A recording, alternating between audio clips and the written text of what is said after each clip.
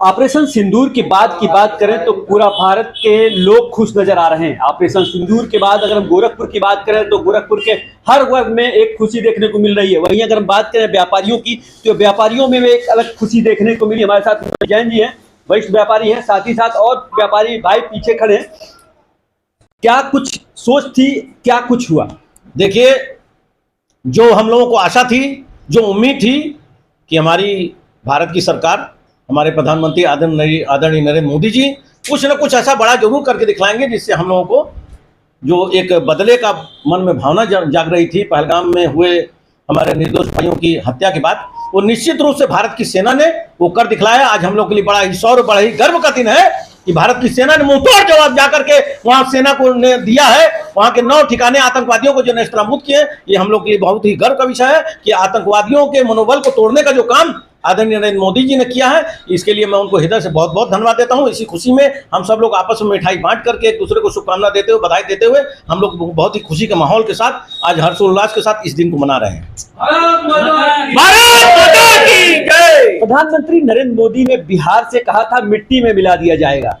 क्या लग रहा है मिट्टी में मिलाने की तैयारी पूरी हो चुकी है? निश्चित रूप से भारत सरकार ने मिट्टी में मिलाने का जो कार्य किया है, उसी के साथ मैं आपको भी मिठाई खिला करके इस बात की शुभकामना देता हूं।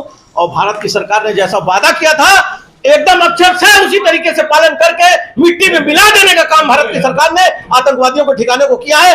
तमाम आतंकवादी मारे गए और आगे आने वाले भविष्य में वो सोच करके रखे, जरा से भी दुस्साहस का निगाह अगर उन्होंने भारत की ओर उठा करके देखा तो निश्चित रूप से उनको मिट्टी में मिलाने का और भी काम भारत की सरकार निश्चित रूप से करेगी। क्या लगता है कि ऑपरेशन जो ब्लैकआउट होने वाला है वो सरकार जागरूक करने के लिए लोगों को कर रही है? ये ब्लैकआउट केवल जनता के बीच में इस संदेश को देने के लिए कर रही है कि कभी हमारे देश में, जैसे कि इजराइल में देखिए वहां का बच्चा बच्चा सैनिक है, उसी तरह भारत में नागरिकों को जागरूक कर रही है भारत की सरकार कि आप लोग इस चीज के लिए तैयार रहिए कि आने वाले समय में अगर किसी भी प्रकार की कठिनाई का समय देखना पड़ सकता है तो हम लोग उसके लिए निश्चित रूप से तैयार रहे। किसी भी हमले का मुंहतोड़ जवाब देने के लिए भारत सरकार आज इस ड्रिल को करा रही है।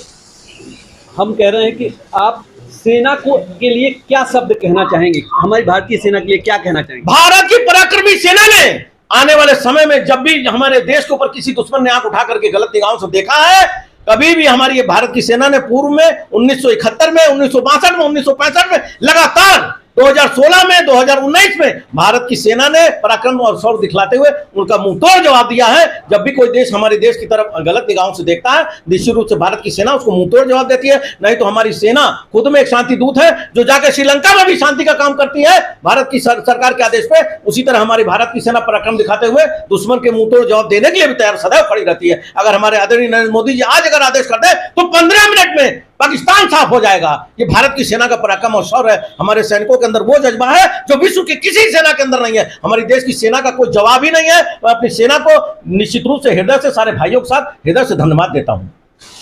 ये थे मनीष जैन जी, इनका उत्साह देखने को मिला और उत्साह के साथ साथ बात करें तो इनके अंदर जो उत्साह देखने को मिला कहीं ना कहीं या भारतीय सेना के साथ साथ प्रधानमंत्री नरेंद्र मोदी को धन्यवाद देते हुए नजर आए।